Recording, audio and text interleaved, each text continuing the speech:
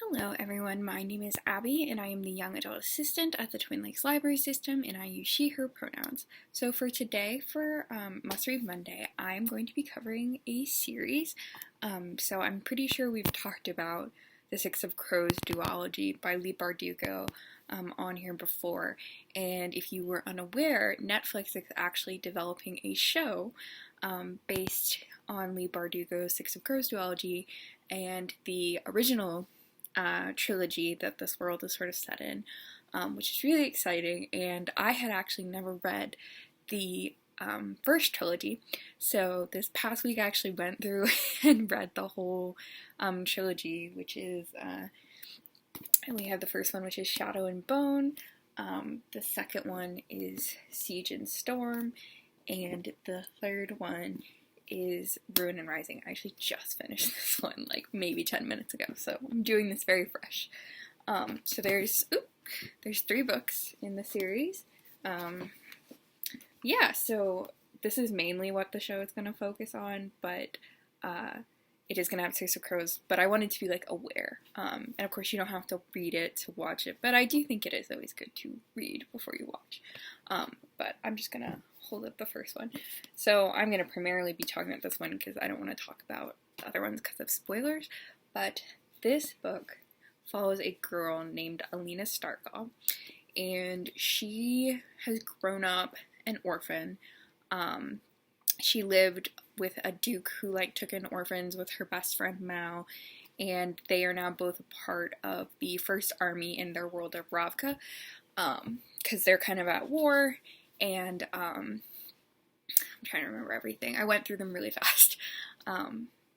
And they are sort of on a mission to sort of protect the people of Ravka. And she's, very unextraordinary. She's not someone really special. She's not anyone that people would remember.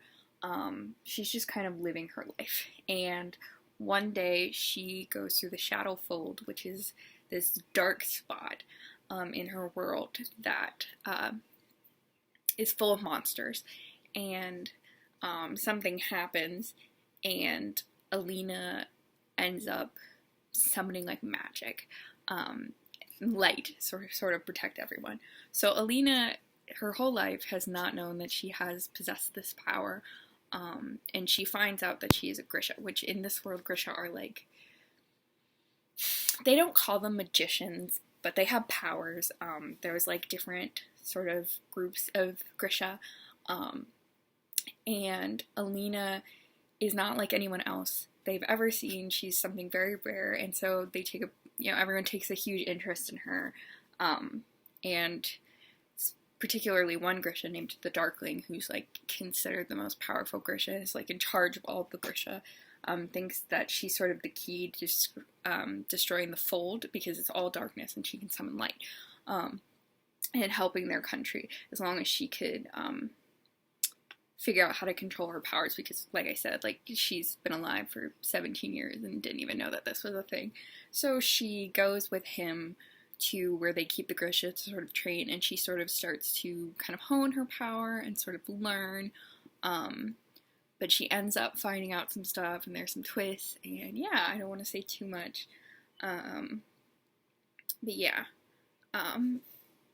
so I will say that I enjoyed the Six of Crows duology more than I enjoyed this, but that's just because Six of Crows is amazing.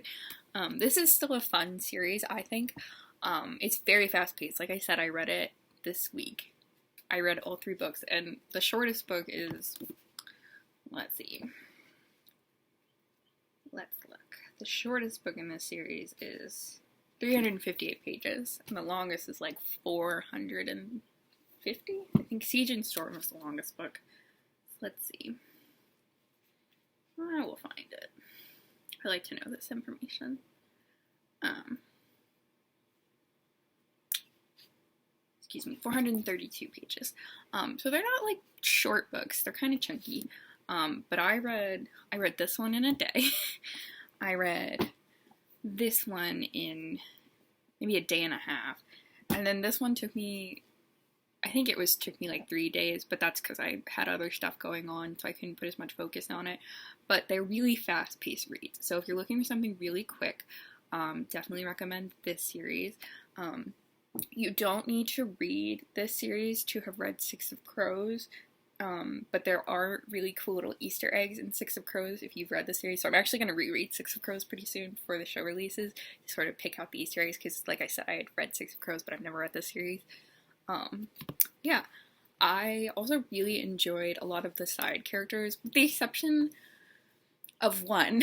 I didn't really like one character in this who you're supposed to like, but I didn't. I thought he was very boring. But I really enjoyed the side characters in all of this. My favorite side character, Nikolai, who shows up in the second book. This isn't really a spoiler, but he shows up in the second book, in the third book. He actually, Leigh Bardugo, is writing his own series. I think it's a duology. I love Nikolai, so I will be reading that series now because I know who he is, and he was my favorite side character. But I really loved the side character. I liked the conversation this sort of had about forgiveness and, you know, who is redeemable and who's not redeemable, and how we go about approaching things, because nobody in this book is wholly good or wholly bad. They're all very complex individuals. Even the villain of this book is more complex than you might be led. He's not very one-dimensional. He's very three-dimensional. And even though I'm not like a big fan, some people are a big fan of the villain in this book, I personally didn't really like him. But I do think there is something to be said for the way that Miss Bardugo portrays him and how his story is written. And I appreciated the work and the crafting it took to develop him, because he's a very compelling character. I think the world building in this is done really well. It doesn't really feel info dumpy. It's very like, it comes you, because like I said, Alina's sort of learning about all of this very rapidly, and so we are also learning, but you and Alina are learning together. And I think it's done really well, and it's not like too much at once. I think it's well written, it's explained, it's paced well, especially in the first book. The first book was my favorite, I think, in the series, and that's just because I feel like a lot happened in it. I will say that the other two are more like, trying to think of the best word to describe it. Definitely Siege and Storm, I felt like there was a lot of like filler, but sort of set up for this book. So I don't know if you've heard this, but middle book syndrome is kind of where like the middle book isn't as good as the first book because it's sort of setting up for the finale, especially in trilogies. And I did find that this did suffer from that a few times, but towards the end, it was really entertaining, and I really enjoyed the end. It picked up a lot. And a lot of different twists happened that I really appreciated, so I ended up liking this a lot. So that's all I really had to talk about with the series. Like I said, I don't want to spoil it, so I can really only talk about one, but I do highly recommend you read this before the show comes out if you're interested. It's a very interesting fantasy world. Now that I've read it and I know how everyone's supposed to look, I think the casting has been done very well. Very excited. So yeah, so this is the trilogy. There you go. It actually looks different in our collection. We have this in our physical collection, by the way. I don't believe we have an ebook or an audiobook on Hoopla or Libby. Not that I've seen. I've checked a couple times. Nor do we have it for Six of Crows. I think you have to just check it out, but that's okay. But yeah, so the covers for this look different than the ones that I have. I just have a newer cover that I thought was pretty. I'm very shallow when it comes to my book covers, I will be completely honest. But yeah, so I hope you all have a great day. Bye!